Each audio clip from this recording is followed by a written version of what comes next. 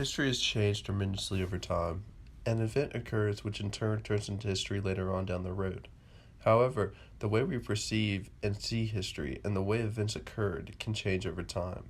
We can learn so much by using new technology and by following the actual facts rather than biased and different opinions of warring countries.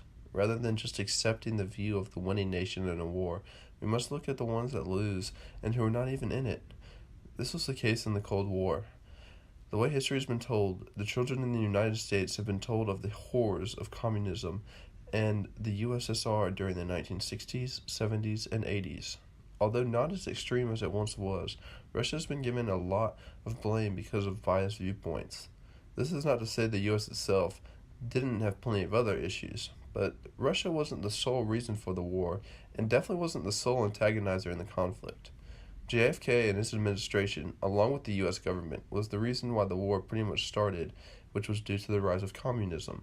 I was watching a show the other day called Adam Ruins Everything. It completely changed my perspective on the war and how I see other conflicts. The government was so fixed on showing that communism was so bad that they were going to find any way they could to destroy it. This was how John F. Kennedy got elected. When running against Nixon, he fought hard telling the American people that he was going to fight communism more than any had before him, and harder than anyone would after him. He got elected, and the Cold War was in effect. It began as the U.S. positioned missiles in Turkey on the border of Russia. This isn't extremely well known, but still people do know about it. This meant that the Russian response in Cuba was completely fair, and if the U.S. didn't want that, they should have backed out of Turkey. The only problem with Kennedy was that the U.S. government wanted to keep its reputation strong. So they fought the Russian move hard. So hard that they actually committed an act of war by throwing up a naval blockade to block out the Russians from Cuba. But the Russians still did not attack the U.S. This was because Khrushchev didn't want a war at all. The U.S. was so antagonizing towards the Russians, that the Russians had no choice but to match what the U.S. was doing. This was especially seen with the amount of nuclear warheads that each nation had. At one point during the war, the U.S. had over 18,000 warheads, while the USSR had a mere 1,600. There was absolutely no comparison here. When the Red Line actually came into play, Khrushchev wanted to end the conflict quickly and easily by removing missiles from Cuba and Turkey. But the U.S. wouldn't budge because they wanted to stay hard on communism and showed that the U.S. would not budge. This allowed them to become the world superpower that we are, but the whole war could have been easily avoided or at most not lasted as long. Looking at the war this way, we can see that the whole war was actually pretty much the U.S.'s fault, and that they pretty much inflicted the harm on their own citizens. This might actually be occurring today with the U.S. and North Korea relations. Our government might be wanting to look so strong against communism and totalitarian control that our government might not be allowing for the North Korean government to make peace talks. For us to actually know right now would be really hard. The media in the U.S., for instance, is so biased that at this moment in time we would not know. When I was traveling abroad, I would turn on the news in every country and see what was occurring.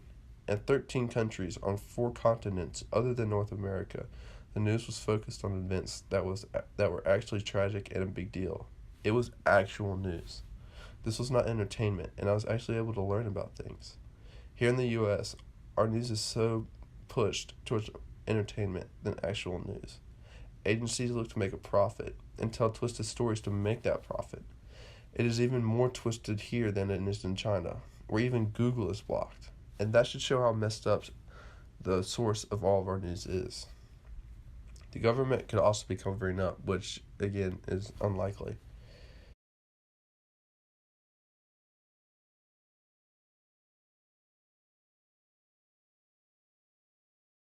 The conflict between Russia and the United States.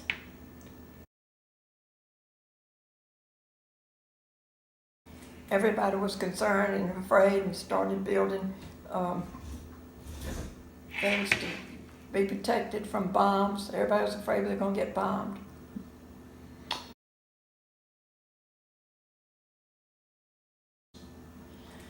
Well, we look back on history and said, we'll just wait and see because it hadn't happened here, maybe it won't happen.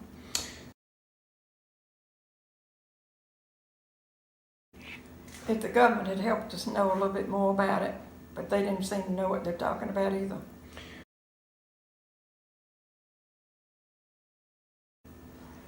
Not knowing what really the answer was.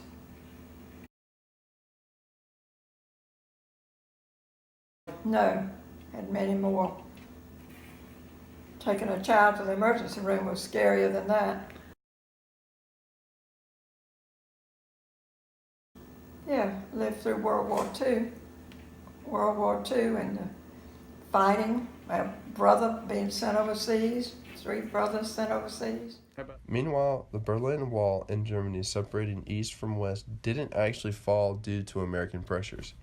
A reporter in Germany filled in vague gaps in an interview with a Soviet official who was talking about new and confusing policy with the wall.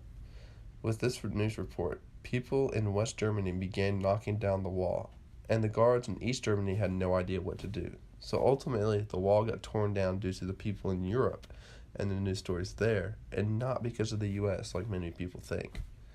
The people of Europe were the ones who ultimately were extremely responsible for bringing down the physical sense of the Iron Curtain and allowed for a more peaceful time to come.